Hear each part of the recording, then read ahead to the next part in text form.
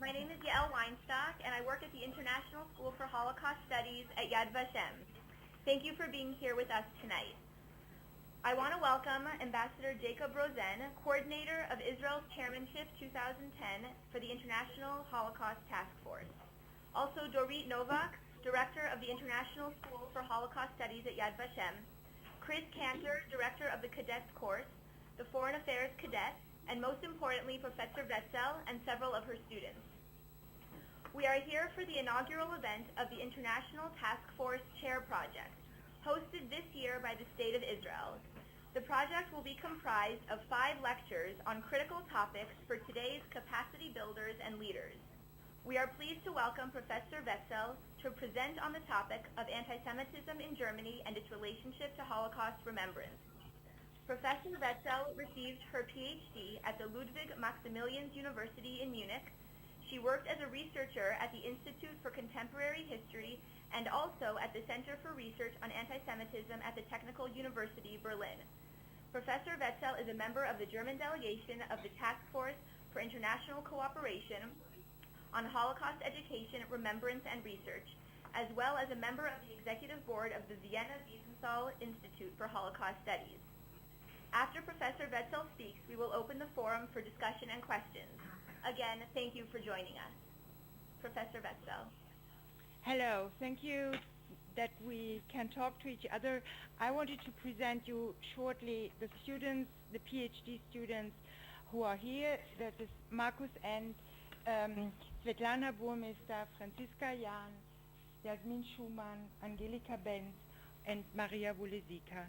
They all are working on topics related to our topic, to Holocaust, to anti-Semitism. I think afterwards in a discussion that would be clear then. So I will start with my lecture, if it's all right? Yes, please. Okay. The journalist and long-time publisher of the German Jewish newspaper Jüdische Rundschau in the 20s and 30s, Robert Welch, said after a visit to Germany in 1946, I quote, "We cannot accept that there are Jews who feel drawn to Germany, but in fact there are still a few thousand living in Germany today. This remnant of a Jewish settlement should be liquidated as soon as possible. Germany is no place for Jews." Welch, who in 1933 had still called for Jews to remain steadfast and stay in Germany instead of choosing immigration, has himself been forced to emigrate to Palestine in 1938. Welch expressed the same feelings as did the overwhelming majority of Jews in the world, for whom the rebuilding of Jewish life in Germany after the Holocaust seemed unthinkable. The nation of murderers had to be taboo for the victims. At best, it could serve as a transit point on the way to Eretz Israel or America, which was the case for over 200,000 Jewish displaced persons living from 45 to 48, 49 in Germany. For the vast majority of survivors, the stay in Germany was only an intermediate stop, required by external circumstances on the way to Eretz Israel. Settling in Germany for a longer period did not come into question under any circumstances. The then decision by some of the survivors to remain or even to return to Germany was based on a wide variety of factors.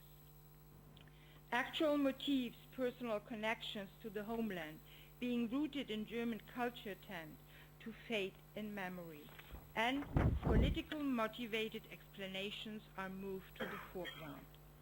Certainly, the suitcases, as they're always said, were always packed, but there was a willingness to take the risk of testing the durability and level of acceptance of the democracy that was just getting off the ground.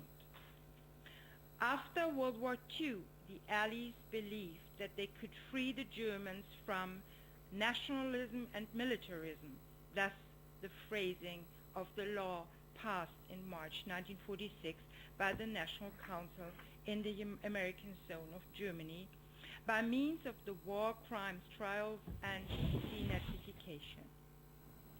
The majority of the German population considered the chapter of their joint responsibility closed after the end of these processes. Simultaneous with the trials and denazification, the phenomenon of anti-Semitism because of Auschwitz, as we call it, currently referred on a secondary anti-Semitism, arose a form of anti-Semitism which resulted from the repression of the consciousness of guilt over the murder of millions of Jews, and which lost nothing in its renewed form. This secondary anti-Semitism no longer emerged from group conflicts over equal rights and social integration, but rather found its justification in a supposedly discredited past and was therefore fundamentally connected to the problem of guilt and responsibility. Here, anti-Semitism has close ties to the reluctance of remembering the Holocaust in parts of the German society, or at least feelings of shame and tragedies to avoid dealing with the past. Above all this is also one of the important issues of differentiation between anti-Semitism and racism or xenophobia against other minorities. Already in 1946, the American military government in the American zone in Germany surveyed the public mood with respect to a variety of questions, including an assessment of the still very present anti-Semitic prejudices.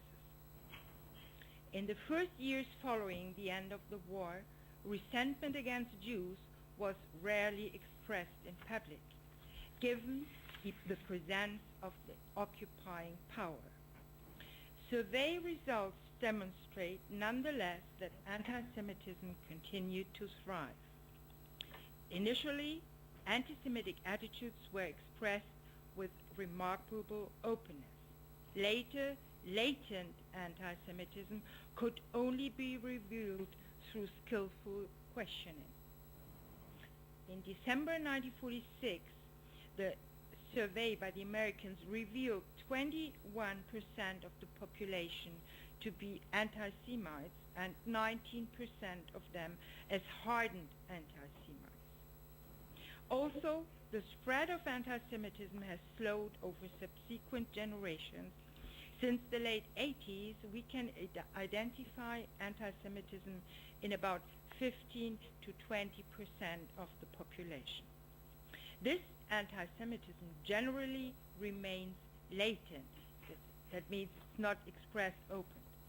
But anti-Semitic attacks since 1945, mostly targeting Jewish memorials and symbols, showed that to a certain extent this latency could also become virulent.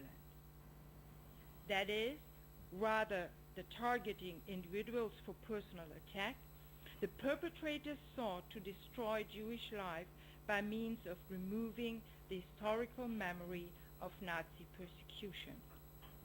Especially in Germany, but also in Austria, this was and is due to an extreme right-wing scene which, in eliminating remembrance, wanted or wants to get rid of the past, or at least of the responsibility for the genocide.